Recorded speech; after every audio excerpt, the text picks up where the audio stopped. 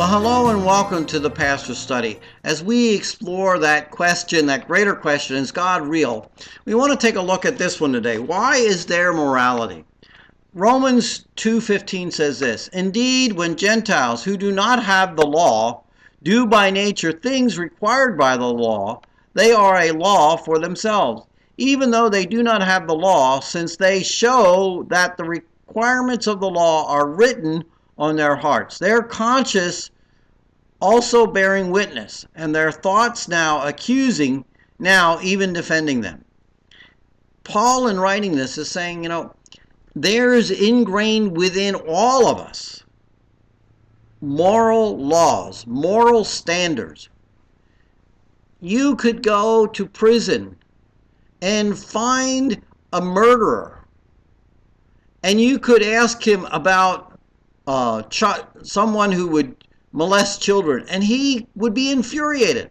Even though he may have taken a life, he might find that abusing a young, innocent child is far worse. He has a moral standard. It's interesting, in the book that I've been using here, it says, having moral standards that are higher than our ability to keep them points towards a moral standard giver. Having standards that we find impossible to keep points to the reality that someone greater than ourselves has given us, has written in our hearts that standard. There are many things in life that can be done that we don't even have to think about whether it's right or wrong. We know it's wrong. We may still go ahead and do it, but it's still wrong. It says this, ethic codes vary from person to person, culture to culture. Some things are out there and nobody sees anything wrong with it. And other things in a different culture, they would find that highly insensitive and wrong.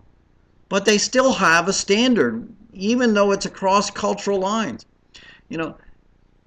It says this, since it's impossible to invent something that's greater than we are, the only reasonable answer is there is a moral creator who put this standard in us, who wrote a standard in our hearts.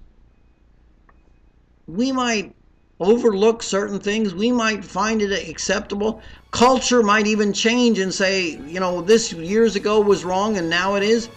And yet, deep within us, we know things are wrong. We may not always agree of where that line is, but we know there's a line. And that moral standard points to a moral giver and to God. Till next time, goodbye, and may God bless.